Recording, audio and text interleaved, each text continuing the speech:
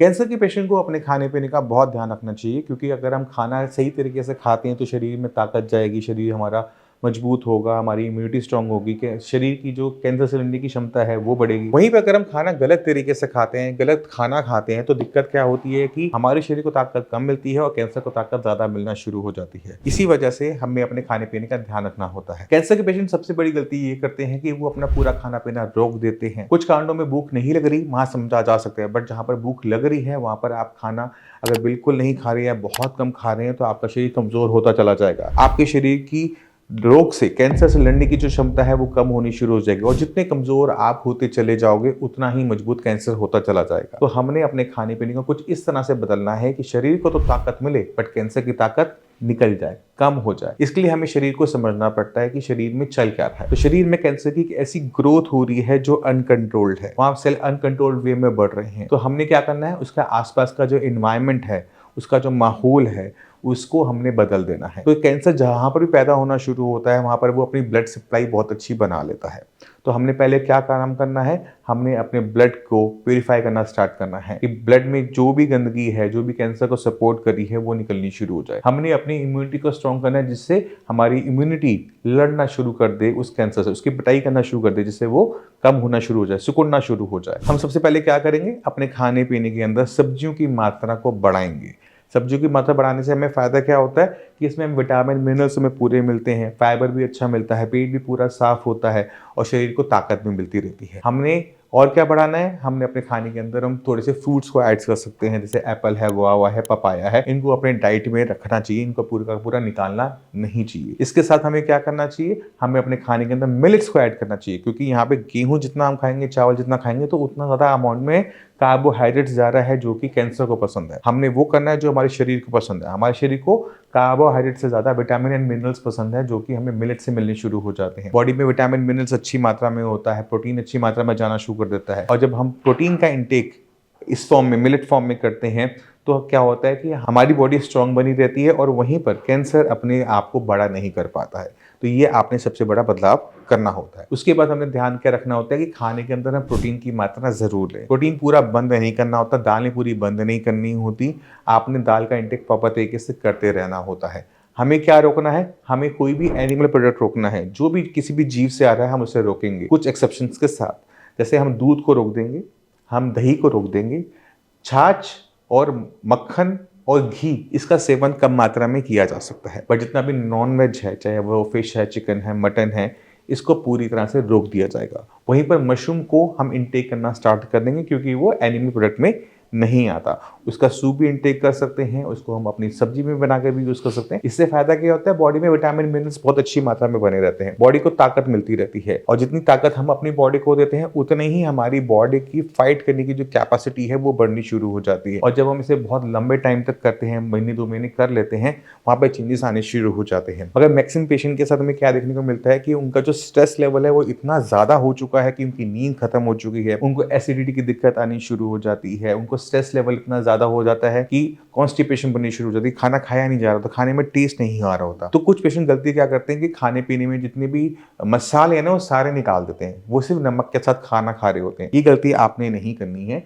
आप अपने खाने के अंदर गरम मसाले का प्रयोग कर सकते हो। जो रोकना है वो है आपने लाल मिर्च। अगर आप लाल मिर्च का प्रयोग करते हैं तो वहां पर आपकी जो कॉम्प्लिकेशंस है वो बढ़ती चली जाती है, क्योंकि खाना कम खा रहे हो, वो भी तीखा खा रहे हो, तो वो आपको दर्द और परेशानी का कॉम्प्लिकेशन जरूर देगा। खाने के अंदर हम कम मात्रा में हींग, धनिया, जीरा, गरम मसाला, लौंग, इलायची, ये सब का प्रयोग करना चाहिए, क्योंकि इससे टेस्ट आएगा। खाने में जितना टेस्ट होगा उसे उतना ही खाया जा सकता है।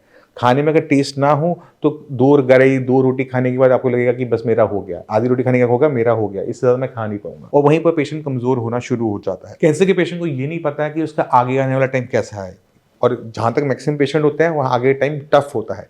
अगर आपकी बॉडी वीक हो रही है तो हमारे आगे के जो स्कोप्स होते हैं वो खत्म होने शुरू हो जाते हैं, बॉडी में ब्लड कम होना शुरू हो जाता है, बॉडी में वीकनेस आनी शुरू हो जाती है।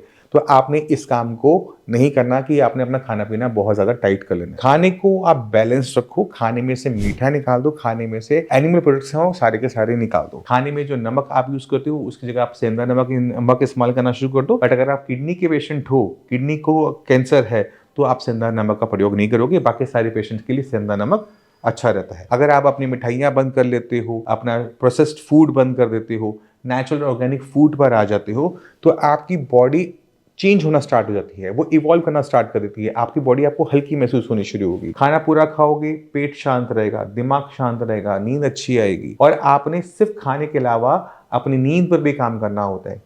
क्यों करना होता है उसको भी समझने की कोशिश करो।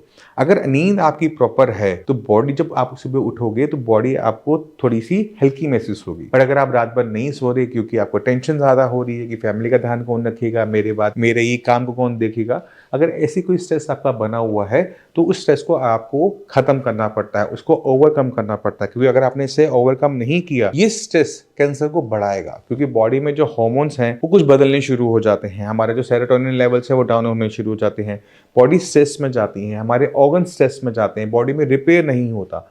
बॉडी में अगर रिपेयर नहीं होगा, बॉडी की इम्यूनिटी स्ट्रांग नहीं होगी, तो बॉडी फाइट कैसे करेगी कैंसर के साथ। तो आपको अपने स्ट्रेस लेवल को खत्म करना होता है, अपने माइंडसेट को चेंज करना होता है, अपने खाने को चेंज करना होता है, और साथ साथ अपनी एक्सरसाइज पर भी ध्यान देना होता है। अब कैंसर के पेशेंट में अलग अलग लेवल की हमें ताकत देखने को मिलती है। कुछ पेशेंट बहुत कमजोर होते हैं, कुछ एजेड होते हैं, कुछ स्ट्रांग होते हैं, पेन भी हो रहा होता है। तो हमने क्या करना है, आपकी बॉडी की कैपेसिटी जितनी है, कैपेबिलिटी जितनी है, हमने उसको यूज करना होता है। तो सबसे सिंपल एक्सरसाइज आपके लिए क्या है,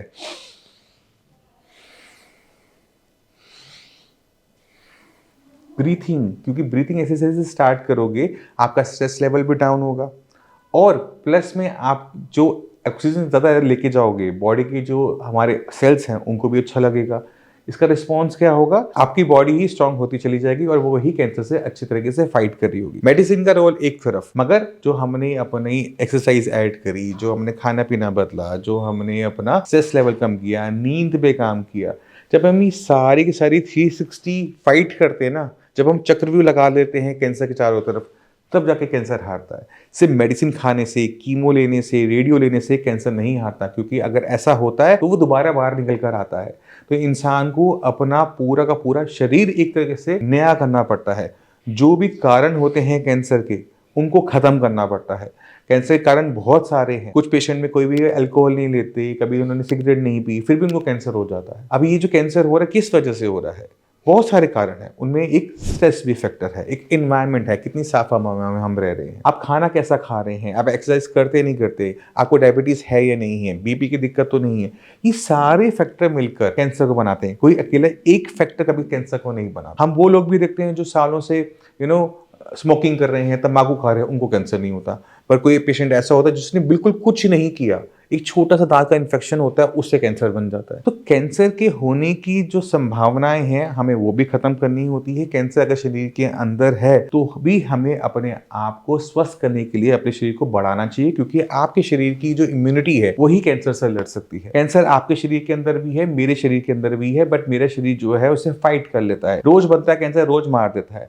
बट जिनके शरीर के अंदर कैंसर बढ़ रहा होता है, बस वहां पर फर्क इतना होता है कि उनकी बॉडी की जो इम्यूनिटी है वो इतनी वीक हो चुकी होती है, उनकी टी सेल इतने कैपेबल नहीं होते कि वो कैंसर से फाइट कर सके, एंटी कैंसर सेल फाइट कर सके। तो हमने अपनी इम्यूनिटी अपने शरीर पे ही काम सबसे पहले करना होता है। अगर पेशेंट ये समझ जाता है, अपने शरीर पे काम करना शुरू कर देता है, अपना खाना पीना बदल देता है, एक्सरसाइज करता है, नींद प्रॉपर रखता है, एक 360 चक्रव्यूह रच देता है कैंसर की तरफ, तब जाके कैंसर हारता है। मैं उम्मीद करता हूँ इस वीडियो से कैंसर के बारे में आप काफी कुछ जान होंगे। फिर भी कोई डाउट लगे, मोस्ट वेलकम।